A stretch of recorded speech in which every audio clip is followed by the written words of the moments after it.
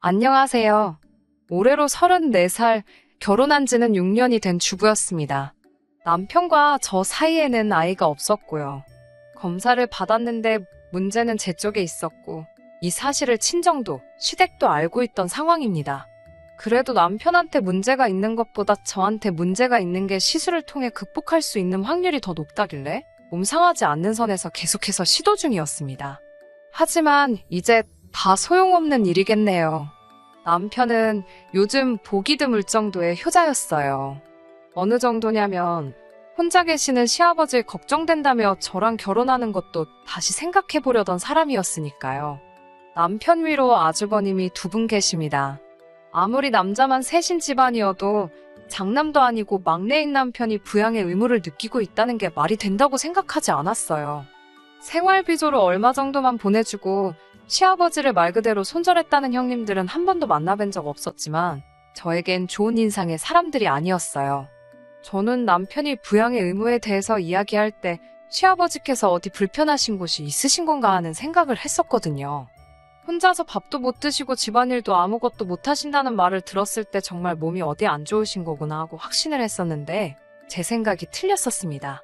시아버지께서는 사지멀쩡하시고 심지어 엄청 세련되시기까지 하셨으니까요. 옷도 젊은 사람들이 입는 브랜드에 대해서 줄줄 꿰고 계시고 멋부리는 거에 관심도 많아 보이셨어요. 오히려 체격도 새님 스타일인 남편보다 훨씬 좋아 보였고요. 첫 인상은 신기하고 재밌으신 분이었지만 그때 왜 형님 되실 분들이 시아버지를 손절했는지 깨닫게 되었습니다. 전형적인 한량 스타일의 시아버지였고 책임감이나 생활력은 전혀 없어 보이셨어요. 결혼이야 애초부터 양가 지원받을 계획이 없었기도 한데 첫 만나는 자리에서 저희 결혼에 보태줄 돈은 하나도 없으니까 그 부분은 알아서 하라고 못을 박으시더라고요. 그러면서도 결혼하면 첫째네는 자기한테 얼마를 주고 있고 둘째네는 얼마를 주고 있으니 저희가 아무리 막내라도 이 정도는 줘야 하지 않겠냐고 말씀하시며 자기한테 달마다 보내야 할 생활비는 얼마 정도였으면 좋겠다. 이렇게 미리 알려주셨어요. 남편에게는 그때 생활비도 이렇게 넉넉히 받으시는데 왜 부양을 이유로 나와야 결혼을 꺼려 했었냐라고 물어보니 남편은 자기가 말하지 않았냐고 시아버지 혼자 힘으로는 청소며 빨래는 물론이고 쌀밥도 하실 줄 모른답니다. 정말 남이 해주는 것 받아오면서만 자랐고 노는 것 말고는 스스로 하실 줄 아는 게 정말 아무것도 없다고 말을 해왔어요. 그래도 그나마 다행인 건 그런 아버지 밑에서 자란 자식들 셋은 정상이었다는 거죠. 시아버지 앞으로 옛날부터 재산이 많았었다네요.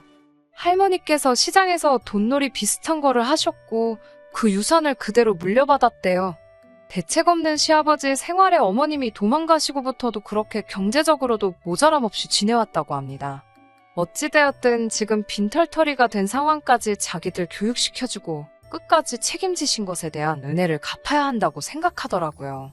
아버님을 처음 뵙기 전까지는 저는 그냥 아프신 몸으로 자식들 훌륭하게 키워낸 그런 분으로만 생각을 했고 남편도 그 은혜에 보답하고 싶어하는 효자라고 생각했기 때문에 그래도 결혼 초반 몇 년간은 제가 모시고 살 생각도 어느 정도 하고 있었어요. 그런데 아버님을 실제로 뵙고 나서는 그 생각이 쏙 들어가게 되었습니다. 아버님 댁을 나오자마자부터 남편과는 그걸 이유로 옥신각신하게 되었어요. 왜 모신다고 해놓고 이제 와서 말을 바꾸냐 이런 식으로 남편의 언성이 높아지니 베란다에 잠깐 담배 피러 나오신 아버님께서 그 말을 들었나 봐요. 저희를 다시 올라오라고 부르시더라고요. 어차피 남편이 혼자 되실 아버님 때문에 결혼을 꺼려한 데다가 집 앞에서 언쟁을 하며 제가 모시기 싫어한다는 사실까지 이야기했고 저도 저런 시아버님과 합가해 모시고 살아야 한다는 생각을 하니 이 결혼이 뒤집어져도 그만이다라는 생각을 했어요. 그래서 그런지 저희를 다시 부르시는데 떨린다거나 두렵다거나 하지 않았습니다. 시아버지는 저희를 앞에 앉혀놓고 말씀을 시작하셨어요. 그런데 시아버지께서 저희에게 꺼낸 말은 참 의외의 말이었습니다. 저는 꼼짝없이 저희 결혼을 반대하려고 하시는구나 생각했거든요. 시아버지가 내 노후 때문에 장가가기를 꺼려하는 거냐라고 물으시며 자기 노후 준비는 생각이 다 되어 있고 준비도 다 되어가고 있으니 걱정하지 말라고 하더라고요. 그리고 저희가 돈만 제때 보내주면 얼굴 안 보고 살아도 그만이라고 첫째나 둘째 형들도 그러고 있지 않느냐고 하셨어요. 오히려 그런 부분에서는 쿨하시더라고요. 아무튼 시아버지 봉양에 대한 문제가 사라지니 결혼 준비는 일사천리로 진행이 되었고 저희는 그렇게 별탈 없이 결혼식을 올리게 되었습니다. 그래도 끝까지 걱정하는 남편의 뜻을 꺾지 못해 신혼집은 그나마 시아버님 사시는 곳에서 그렇게 멀지 않은 곳으로 구하게 되었어요. 남편은 결혼 후에도 청소며 먹을거리며 해주러 아버님 댁에 가고 싶어 했어요. 노후 준비가 다 되어 있다더니 그렇게 긴 텀을 두고 찾아가는 것도 아닌데 매번 갈 때마다 집은 아주 개판이 되어 있고 식사는 다 사서 드시는지 집에는 포장용기만 굴러다니고 있었어요. 저도 어느 정도 도와주겠다고 생각은 했는데 그래도 신혼부부가 매 주말마다 둘이서 시간 보내는 걸 포기하고 아버님 댁에서 청소하고 밥하고 그러는 건 아니잖아요. 너무 스트레스였어요. 둘만 있어도 시간이 아쉬울 판에 매일 하는 집안일에 더불어 아버님 집까지 가서 또 그걸 하고 있어야 했으니까요. 매주 반복되는 지긋지긋한 패턴에 결국 제가 참지 못해 아버님께 준비해 놓으셨다는 노후 준비는 어떻게 된 건지 직접 물어봤습니다. 아버님은 이제 말을 해야겠다는 생각이 들었는지 다음 주에 올 때 남편의 형들까지 전부 다 같이 해서 와달라고 하더라고요. 무언가 중대 발표가 있을 것 같았습니다. 확신에 차 있는 말투는 역시 뭐가 준비해 놓으신 게 있기는 있구나 하는 모양이었어요. 그날 시아버지 댁에 처음으로 온 가족이 모였습니다. 명절에도 안 모인 식구들을 다 만나게 되니 감회가 새롭더라고요. 결혼식 이후로 단 한 번도 본 적이 없었던 형님들까지 전부 도착해 있었습니다. 시아버지가 온 식구들 앞에 발표한 노후 대책은 참으로도 어이가 없었습니다. 각 형제들 앞으로 일단 1,000만 원씩을 달라고 하더라고요. 그럼 그 돈을 가지고 외국에 나가 새 신부감을 찾아오시겠답니다. 말인즉슨 국제결혼으로 재혼을 한다는 말씀이었어요. 그렇다고 거기서 끝나는 게 아니었습니다. 저희가 매달 보내고 있는 생활비를 더 올려서 받아야겠다고 하시더군요. 새 시어머니 되실 분 몫의 생활비에 추가로 그쪽 나라로 매달 송금해야 할 일정 금액이 있다고 하네요. 앉은 자리에서 1,000만 원을 뜯기고 앞으로 보내드릴 생활비도 훨씬 늘어나는 상황에서 그걸 좋아라 하는 사람은 아무도 없었습니다. 애초에 그걸 떠나더라도 아버님 나이가 60이 넘으셨는데 국제결혼으로 제취를 하시는 것부터 찬성할 사람이 어디 있었겠어요?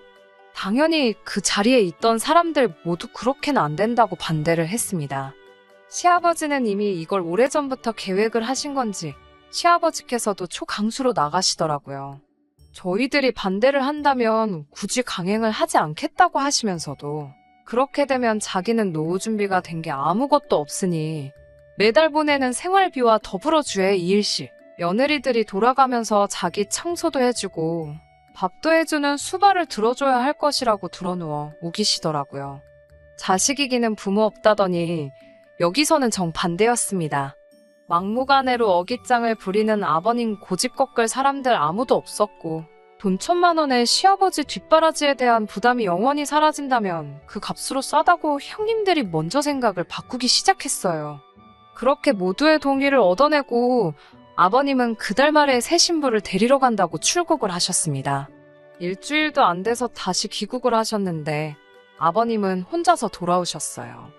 저희는 속으로 아버님이 마음을 고쳐먹고 결혼을 안 하시기로 한 줄 알았는데 그게 아니었네요. 한국에 오려면 한국어 시험을 통과해야지 올 수가 있다고 하더라고요. 빨리 너네 새 시어머니 보여주고 싶은데 아주 마음이 끓는다고 하시는 게 마음을 고쳐먹지는 않으신 것 같더라고요.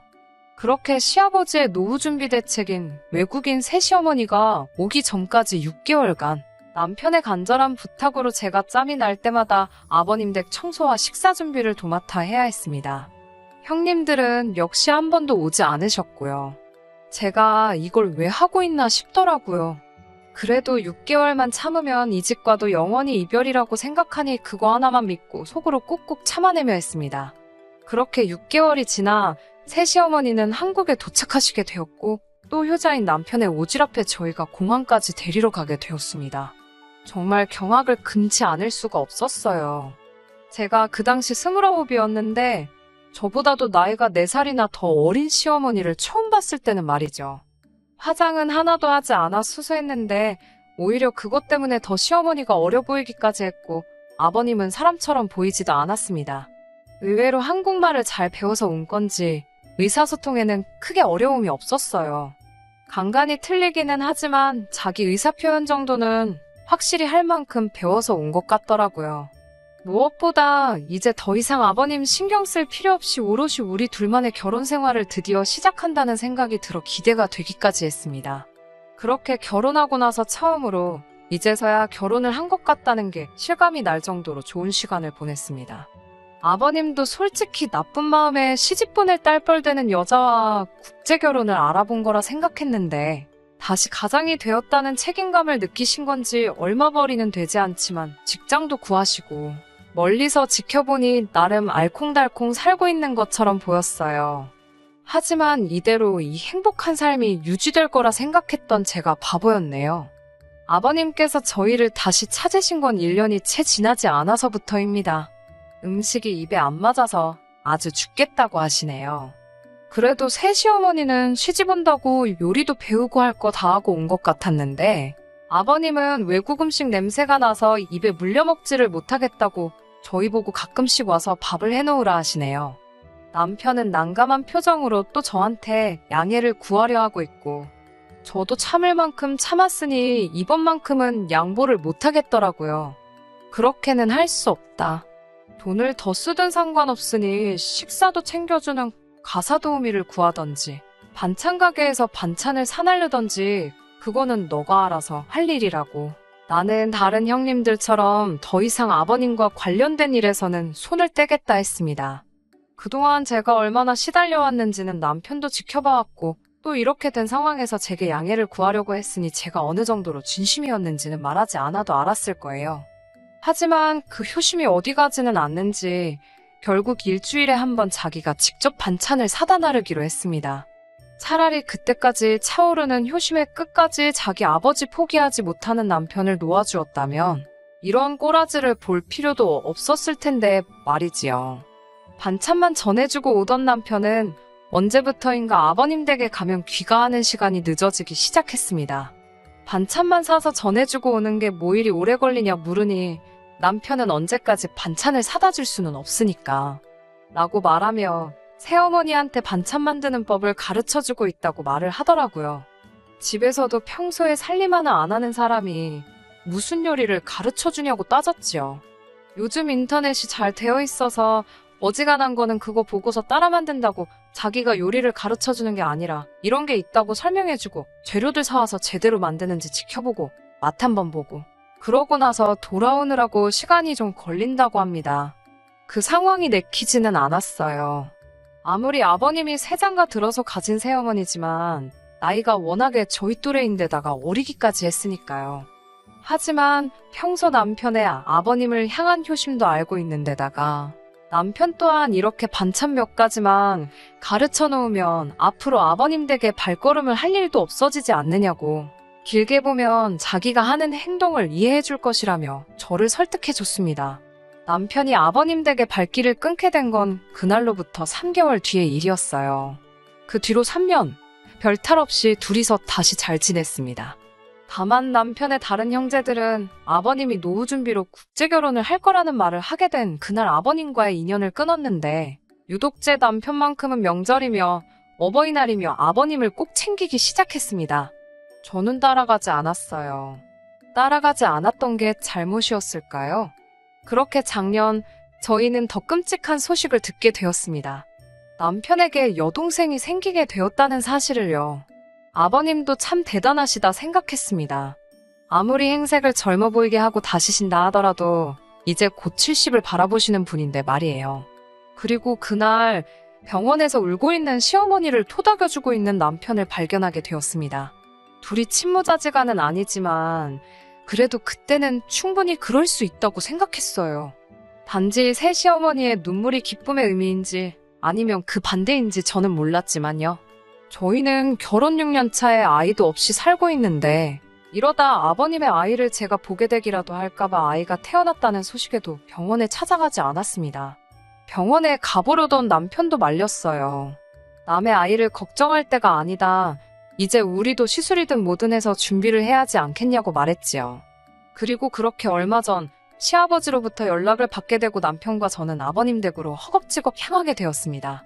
집에는 아이 울음소리밖에 들리지 않고 있고 아이를 돌보고 있어야 할 새시어머니는 그 어느 곳에도 보이지 않았습니다. 옷 가지며 전부 다 가져가지도 않은 것이 어디 급하게 가볼 곳이 있었나 봅니다. 남편은 그 자리를 보고 바들바들 몸을 떨더라고요. 아버님은 일부러 귀화가 끝나면 도망갈까봐 혼인신고도 안 해줬는데 달아났다고 이를 갈고 계시더라고요. 그러면서 하시는 말이 저 애는 니들이 마침 애도 없고 하니까 데려다가 키우라고 하시는 겁니다. 제가 정말 정색하면서 아버님께 처음으로 말대꾸를 했어요. 여태까지 남편 보면서 꾹 참아왔던 게 정말 한 번에 다 터져나오더라고요. 시아버지는 저에게 어이없는 소리까지 덧붙이시더군요. 저 애가 내 아이가 아닐 수도 있다는 말을요. 남편은 그 말에 그게 대체 무슨 소리냐고 정색을 했고 아버님은 남편을 보면서 네가 더 잘 알지 않을 거냐고 말을 하셨습니다. 대충 안 봐도 무슨 상황인지 조각이 맞춰지더라고요. 그렇게 효자인 척 하던 남편은 아버님 앞에 고래고래 소리를 지르며 대체 무슨 말도 안 되는 소리를 하시느냐고 소리를 치더라고요. 아버님 말이라면 꿈뻑 죽던 평소의 남편이 아니었어요. 아버님은 기분 잡쳤다며 밖으로 나가셨고 남편은 울고 있는 아이를 들쳐안고는 조용히 시키는데 여념이 없더라고요. 제가 이상한 생각을 갖고 있어서 그런 건지 아이를 안고 있는 남편의 모습에 알 수 없는 위화감이 들었습니다. 남편은 이런 제 마음도 모르는 건지 아이를 어떻게 하고 싶냐고 묻더라고요. 그 말에 제가 지금 장난치는 거냐고 소리를 질렀어요. 아무리 그래도 그렇지 이 상황에서 그게 할 말이냐고요. 남편도 정색을 하면서 그렇다고 아이가 무슨 잘못이 있느냐고 저에게 따지더라고요. 그건 애 아빠인 너네 아버지가 결정할 일이지 우리가 결정할 일이 아니라 했더니 평소 아버지를 알면서 그런 말이 나오냐고 이 아이가 어떻게 될 건지 뻔히 알고 있는 거 아니냐고 하더라고요. 그 말에 저는 그건 내가 알고 없다고 했어요. 오히려 그 아이한테 왜 이렇게 집착을 하는 거냐고 혹시 내가 알면 안 되는 사실이라도 있느냐고 물어봤습니다. 남편은 그런 건 절대 아니라고 하더라고요. 당당하게 먼저 그렇게 자기를 못 믿겠으면 지금 이 길로 병원에 가서 검사를 받아보자고 자신있게 말하더라고요. 하지만 그 말에도 신뢰가 가지 않다기보다도 결국 이 사단이 난 상황에서 아이든 아버님이든 아무것도 내치지 못하고 또 자기가 전부 감수하려고 하는 남편의 효자 버릇에 신물이 나기 시작했습니다. 6년이란 결혼 생활 동안 저를 답답하게 만든 건 도합 1년이 채 안 되는 짧은 기간입니다. 그런데도 이렇게 사람을 질리게 만들 정도였다면 그동안 남편의 효자병이 얼마나 심했는지 충분히 이해가 가실 거라고 생각합니다. 남편에게는 그 애는 너가 키우고 싶으면 키우라고 했어요. 하지만 저는 이제 여기까지라고 더 이상은 못하겠다는 말을 전해줬습니다. 남편은 자고 있는 아이가 다시 깰까봐 어쩌지도 못하고 제자리에 우물쭈물 하고만 있더라고요. 그 덕분에 저는 오히려 마음 잡기가 더 편해졌습니다. 그렇게 평생 아버님의 자랑스러운 아들도 되고 너가 지금 안고 있는 시누이한테는 부모 같은 오빠가 돼주라고 말하고 저는 그 집을 뛰쳐나왔습니다. 법원도 이 상황에서 저의 편을 들어주었어요. 숙려기간이 없었으면 좋겠다는 제 신청이 받아들여져 곧바로 협의 이혼을 할 수 있었습니다. 남편은 끝까지 그 아이의 부모가 되어주고 싶었던 건지 아니면 또 혼자 된 아버님을 평생 수발들며 살기로 결심을 한 건지 순순히 이혼을 허락해 주었습니다. 아직도 남편이 그렇게 그 아이에게 집착했던 이유를 모르겠네요. 안 좋은 생각을 하려고 해도 또 검사를 받자고 당당하게 나오는 모습을 보니 제가 생각하는 그런 건 아니었을 텐데 말입니다. 6년, 짧았다면 짧고 길다면 긴 시간이지만 앞으로 더 길게 남아있는 저의 인생을 위해 저도 하루빨리 털어내고 저의 인생을 살아야겠습니다. 여기까지 들어주시느라 전부 수고 많으셨습니다. 감사합니다. 끝까지 들어주셔서 감사합니다. 오늘의 사연은 여기까지입니다. 구독과 좋아요, 알람 설정 부탁드리고 더 좋은 사연으로 다시 찾아뵙겠습니다. 감사합니다.